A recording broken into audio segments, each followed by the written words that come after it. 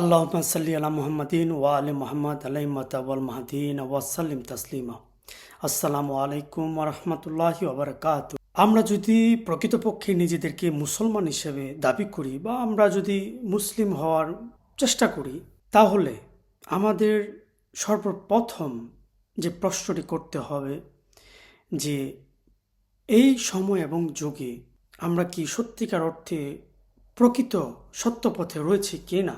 কেননা আমরা রাসূল সাল্লাল্লাহু আলাইহি সাল্লামের হাদিস থেকে জানতে পারি, সেটা হলো যে আমার মুসলিম উম্মার ভিতরে ৭৩টি দল হবে এবং ৭৩ দলের মধ্যে একটি দল জান্নাতে যাবে এবং প্রত্যেকেই ইসলামের মধ্যে মুসলিমদের মধ্যে নানা দল উপদল রয়েছে। সবাই বলে আমারটাই সত্য, আমি সত্য, আমাকে ফলো করলে তুমি জান্নাতে যাবে। তাহলে এই যে ফেরকা, এই ফেরকার মধ্যে আমি কিভাবে খুঁজে পাবো কোন দলটি সত্যিকার অর্থে সত্যের মধ্যে রয়েছে? প্রকৃতপক্ষে তারা আল্লাহ কর্তৃক মনোনীত দল। তো এই কারণেই কেউ যদি প্রকৃতপক্ষে সত্যিকার রাসূল সাল্লাল্লাহু আলাইহি সাল্লামের রেখে যাওয়া ইসলাম এবং আল্লাহ সুবহানাহু ওয়া তাআলার অনুসারী হিসেবে নিজেকে বলতে চায়, তাহলে তাকে যে বিষয়টি আগে জানতে হবে তা হলো বা প্রশ্ন করতে হবে, আমি কিভাবে বুঝতে পারবো যে আমি সত্য পথে রয়েছি বা আমি প্রকৃত মুসলমান, সত্যিকারের মুসলমান। তো এই কারণেই রাসূল সাল্লাল্লাহু আলাইহি সাল্লাম তিনি তার ওফাদের আগে, ইন্তেকালের আগে তিনি এমন একটি সুরক্ষা ব্যবস্থা দিয়ে গিয়েছেন মুসলিম উম্মার জন্য যে আমার মৃত্যুর পরে রাসূল সাল্লাল্লাহু আলাইহি সাল্লাম বলছেন, আমার মৃত্যুর পরে কেউ যদি আমার এই ওসিয়তনামাকে, আমার এই আইনকে, এই ওসিয়তকে, এই পথ নির্দেশকে অনুসরণ করে শক্তভাবে আঁকড়ে ধরে, তবে কেউ পথভ্রষ্ট হবে না এবং হাউজে কাউসারে আমার সাথে মিলিত হবে। এবং তিনি এই ওসিয়তনামাকে বলেছেন সকল বিপদগামিতা থেকে সুরক্ষা ব্যবস্থা, প্রোটেকশন। কেননা রাসূল সাল্লাল্লাহু আলাইহি সাল্লাম জানতেন যে আমার মৃত্যুর পরে, মানে তার মৃত্যুর পরে যে মুসলিম উম্মার ভিতরে কি হবে। এই কারণে তিনি প্রকাশ্যে তিনি সেই ওসিয়তনামা করে গিয়েছেন, যেটা আমাদের যারা সুন্নি তাদের বুখারী শরীফ, মুসলিম শরীফ, তিরমিজি শরীফ বিভিন্ন হাদিসে সেটা স্পষ্টভাবে উল্লেখ আছে। কিন্তু আলেমরা এ বিষয়ে আমাদেরকে জানায় না, তারা কথা বলে না এ বিষয় নিয়ে, এবং সাধারণ মানুষরাও এই বিষয় নিয়ে কোনো প্রশ্ন করে না। এবং শিয়া হাদিসেও এই ওসিয়ত সম্পর্কে স্পষ্টভাবে, সুস্পষ্টভাবে সেখানে উল্লেখ রয়েছে। কেন এই ওসিয়তনামা আমাদের জন্য অত্যন্ত গুরুত্বপূর্ণ যদি আমরা নিজেদেরকে প্রকৃত মুসলমান হিসেবে দাবি করি, এবং রাসূল সাল্লাল্লাহু আলাইহি সাল্লাম কেন এই ওসিয়তনামাকে সকল বিপদগামিতা থেকে রক্ষা কবচ হিসেবে তিনি বর্ণনা করেছেন। কেননা এই ওসিয়তনামা নিছক কোনো একটি বিষয় নয়, এবং এটি কোরআনে সূরা আল বাকারা 180 নম্বর আয়াতে আল্লাহ সুবহানাহু ওয়া তাআলা নবী মুহাম্মদ সাল্লাল্লাহু আলাইহি সাল্লামকে নির্দেশ করছে, হুকুম দিচ্ছে, হে নবী, তোমার মৃত্যুর আগে তুমি ন্যায়সঙ্গতভাবে তুমি ওসিয়ত করে যাও। এবং এটি প্রত্যেকটা ইমানদারদের জন্য ফরজ কর্তব্য। তো সেই ফরজ কাজ রাসূল সাল্লাল্লাহু আলাইহি সাল্লাম তিনি করে গিয়েছেন। এই ওসিয়তটা কি? এই ওসিয়ত হলো যে রাসূল সাল্লাল্লাহু আলাইহি সাল্লাম তার ওফাদের পরে কে হবেন সেই মুসলিম উম্মার খলিফা, সেই মুসলিম উম্মার নেতা বা রাজা, প্রকৃত উত্তরসূরি। এবং এটি শুধুমাত্র মুহাম্মদ সাল্লাল্লাহু আলাইহি সাল্লামের উপরেই হুকুম ছিল না, এটা আদম আলাইহিস সালাম থেকে শুরু করে প্রত্যেকটা নবী রাসূলদের ক্ষেত্রেও একই আইন প্রযোজ্য রয়েছে। এটা আল্লাহ সুবহানাহু ওয়া তাআলার ডিভাইন ঐশী সুন্নাহ। যেভাবে আদম আলাইহিস সালাম তার পুত্র শীস আলাইহিস সালামকে নিযুক্ত করেছেন, নূহ আলাইহিস সালাম, তারপর ইব্রাহিম তার পুত্র, তারপরে মুসা আলাইহিস সালাম, তারপরে যশোয়ার পুত্র নুন, ঈসা আলাইহিস সালাম নিযুক্ত করেছেন সাইমন পিটারকে, মুহাম্মদ সাল্লাল্লাহু আলাইহি সাল্লাম নিযুক্ত করেছেন আলী আলাইহিস সালামকে, আলী ইবনে আবি তালিব। তো এইভাবে আমরা ইতিহাস থেকে জানি যে ওসিয়ত এমন একটি সুরক্ষা ব্যবস্থা যেটা আল্লাহ সুবহানাহু ওয়া তাআলা প্রত্যেকটা নবী রাসূলকে হুকুম করেছেন, নির্দেশ দিয়েছেন যে মানুষকে জানতে দাও, মানুষকে প্রকাশ্যে বলে যাও যে আল্লাহ কাকে চান, আল্লাহ কাকে তার প্রতিনিধি হিসেবে পৃথিবীতে তিনি নিযুক্ত করেছেন। এবং কেউ যদি তাকে অনুসরণ করে, তাকে আনুগত্য করে, কারণ রাসূল আল্লাহ সুবহানাহু ওয়া তাআলা বলেছেন তোমরা আল্লাহ এবং রাসূলকে আনুগত্য করো, তার মানে আল্লাহ যাকে মনোনীত করে আমাদের জন্য নিযুক্ত করেছেন তার আনুগত্য করতে হবে আমাদের, তাকে অনুসরণ করা, অনুকরণ করা আমাদের জন্য কর্তব্য। এবং এই কারণেই ওসিয়ত এমন একটি সুরক্ষা ব্যবস্থা, এমন একটি আইন, যেটাকে আমরা যদি সত্যিকার অর্থে আমরা গ্রহণ করি তাহলে একমাত্র আমরা মুসলমান হিসেবে নিজেদেরকে দাবি করতে পারবো যে না, আল্লাহ সুবহানাহু ওয়া তাআলা যেটা নির্দেশ করেছেন, যেটা হুকুম করেছেন সেটা আমরা গ্রহণ করেছি। কারণ কি? কারণ আল্লাহ সুবহানাহু ওয়া তাআলার সাথে আমাদের একটি কভেনেন্ট রয়েছে, একটি অঙ্গীকার। এই অঙ্গীকারই হলো মানব জাতির সাথে আল্লাহ সুবহানাহু ওয়া তাআলার অঙ্গীকার। কারণ আমরা যদি অঙ্গীকার ভঙ্গ করি তাহলে আল্লাহ সুবহানাহু ওয়া তাআলার সাথে আমাদের সম্পর্ক বিচ্ছিন্ন হয়ে যাবে। কারণ আল্লাহ যা চান আমাদেরকে তা গ্রহণ করে নিতে হবে। আর এই গ্রহণ করাই হলো আল্লাহ সুবহানাহু ওয়া তাআলা কাকে নিযুক্ত করেছেন তা পূর্ববর্তী নবী রাসূলদের মাধ্যমে তাদের নাম উল্লেখ করে যাওয়া। এই কারণে রাসূল সাল্লাল্লাহু আলাইহি সাল্লাম মানুষ যাতে বিভ্রান্তিতে না পড়ে, মানুষ যাতে বিপদগ্রস্ত না হয়, তারা যেন রাসূল সাল্লাল্লাহু আলাইহি সাল্লাম সেই ইসলামকে সঠিকভাবে ধারণ এবং পালন করতে পারে, এই কারণে রাসূল সাল্লাল্লাহু আলাইহি সাল্লাম সেই ওসিয়তনামায় সুস্পষ্টভাবে 12 জন ইমাম এবং 12 জন মাহাদিনদের নাম স্পষ্টভাবে সেখানে উল্লেখ করে রেখে গিয়েছেন, যে বলেছেন আমার পরে ইমাম আলী, ইমাম হাসান হোসেন থেকে শুরু করে সর্বশেষ ইমাম 12তম ইমাম মুহাম্মদ আল মাহদি আলাইহিস সালাম, এই 12 জন ইমাম তিনি আগমন করবে। তারপরে 12 মাহাদিনদের আগমন হবে এবং 12 মাহাদিনদের বিষয়ে 12 ইমামের পরে তিনি বলেছেন যে তিনি 12 মাহাদিনদের মধ্যে প্রথম, যার 3টি নাম হবে। একটি আমার মতো, আমার নামে নাম আহমেদ, আমার পিতার নামে আব্দুল্লাহ, আল্লাহর বান্দা যাকে বলে, এবং তৃতীয় নামটি হলো আল মাহাদি। এবং যারা আমরা এখন পর্যন্ত বিশ্বাস করি যে শেষ জামানায় ইমাম মাহদি আলাইহিস সালাম আবির্ভূত হবেন, কারণ তিনি এই পৃথিবীতে শান্তি প্রতিষ্ঠা করবেন, যেভাবে এই পৃথিবীতে অন্যায় অবিচারে ভরে গিয়েছে।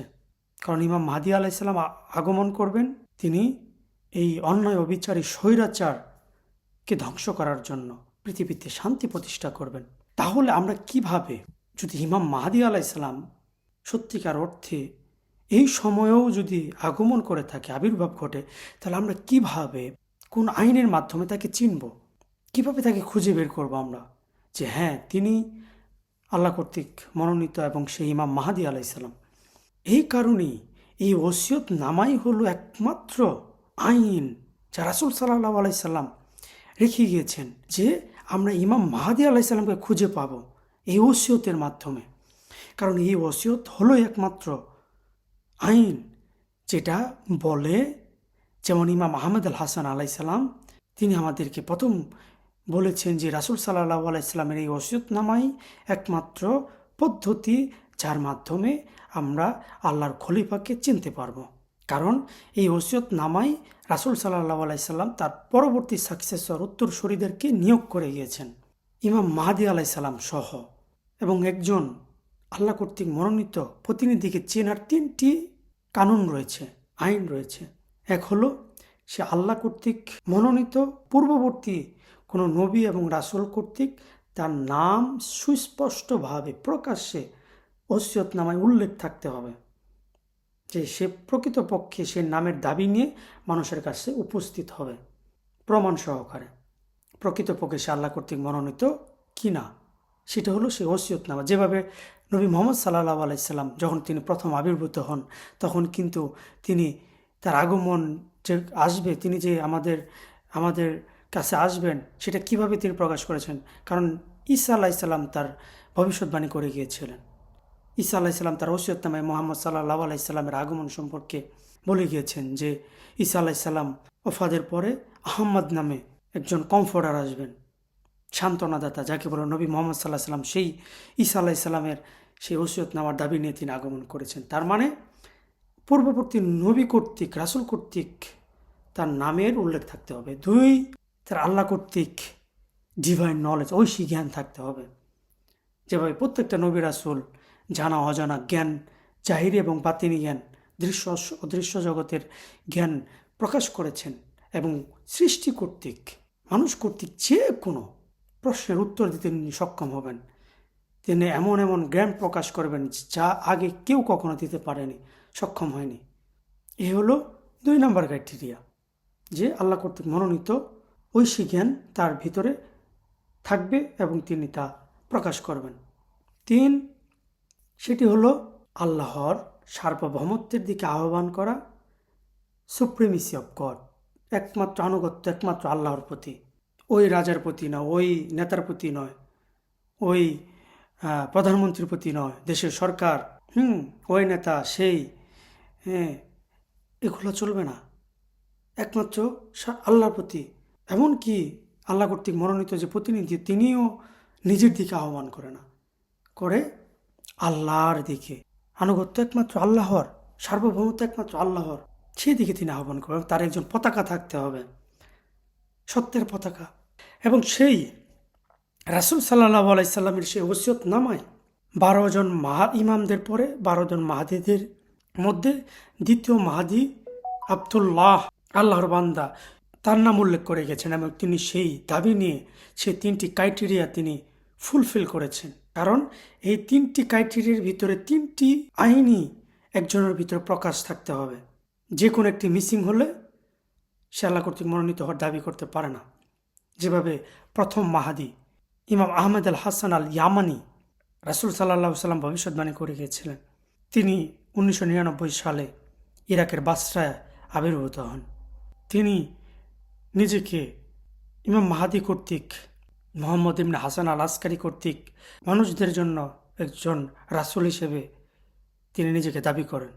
ঠিক সেইভাবেই আবদুল্লাহ হাশেম আলাইসাল্লাম দ্বিতীয় মাহাদি, যেখানে সেই ওসিয়তনামায় রাসূল সাল্লাল্লাহু ওসিয়তনামায় আবদুল্লাহ নামে নিযুক্ত করেছেন, সেই নামের দাবি নিয়ে আসছেন, এবং তিনি প্রকাশ্যে আল্লাহ কর্তৃক মনোনীত সে জ্ঞান প্রদর্শন করছেন।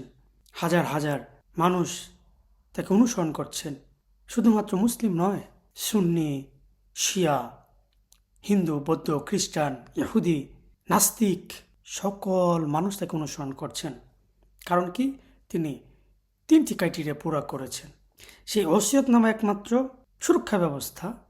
সেই ওসিয়তকে যদি আমরা আঁকড়ে ধরি, তাহলে আমরা প্রকৃত মুসলমান হওয়ার দাবি করতে পারবো। আমরা সত্যিকার সেই আল্লাহকে আনুগত্য করছি, যিনি সত্যিকার আল্লাহ। আমরা কোনো মিথ্যা আল্লাহকে আনুগত্য করব না, কোনো মিথ্যা দাবিদারকে অনুসরণ করব না, আমরা কোনো অকর্মা নন ওয়ার্কিং স্কলারদের অনুসরণ করব না, কারণ তারা বিপদগামী, তারা নির্বাচনে বিশ্বাস করে, তারা আল্লাহর সার্বভৌমত্বে বিশ্বাস করে না। তারা মুখে বলে, কিন্তু তারা আল্লাহর নিযুক্ত, রাসূল সাল্লাল্লাহু আলাইহি সাল্লাম নিযুক্ত ইমামদেরকে তারা অনুসরণ করে না, বরঞ্চ তারা নিজেদের মিম্বর থেকে, রাসূল সাল্লাল্লাহু আলাইহি সাল্লামের মিম্বর থেকে তাদের বিরুদ্ধে ফতোয়া দিচ্ছে এবং ইমাম মাহদিকে হত্যা করার নির্দেশ দিচ্ছে। তারা শত্রুই পরিণত হয়েছে। তা আমাদের সাধারণ যারা মুসলিম, তাদের জানতে হবে সত্য কোথায়। তাই সত্য চিনে নিয়ে রাসূল সাল্লাল্লাহু আলাইহি সাল্লামের ওসিয়ত নামা আপনারা দেখুন, গবেষণা করুন। বুখারী শরীফ উল্লেখ রয়েছে, ইবনে আব্বাস কর্তৃক অনেক বর্ণনা রয়েছে মুসলিম শরীফে, শিয়া হাদিসে গায়বাতুল তুসি, বিহার আল আনোয়ার রয়েছে। আপনারা খুঁজুন। যদি নিজেদেরকে রক্ষা করতে চান, বাঁচাতে চান, বাঁচতে চান আল্লাহর শাস্তি থেকে, তাহলে আল্লাহর রশিকে আঁকড়ে ধরুন।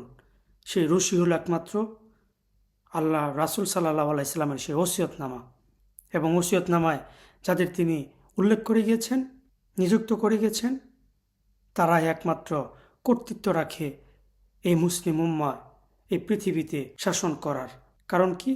তারা আল্লাহ কর্তৃক মনোনীত নিযুক্ত রাজা। তো আশা করি আপনারা যারা আমার কথা শুনেছেন, তারা অবশ্যই এটি নিয়ে একটু গবেষণা করবেন, বোঝার চেষ্টা করবেন। যদি নিজেদেরকে সত্যিকার অর্থে আদম সন্তান মনে করেন এবং প্রকৃত মুসলিম হিসেবে, আল্লাহর আন্তরিক বান্দা হিসেবে নিজেদেরকে ভাবেন, এই ওসিয়তনামা একমাত্র সুরক্ষা ব্যবস্থা। যদি আপনারা প্রকৃত মুক্তি পেতে চান তাহলে মুক্তির পথে অগ্রগামী হন। রাসূল সাল্লাল্লাহু আলাইহি সাল্লামের ওসিয়তনামাকে আঁকড়ে ধরুন। ইনশাল্লাহ আপনারা সত্য খুঁজে পাবেন।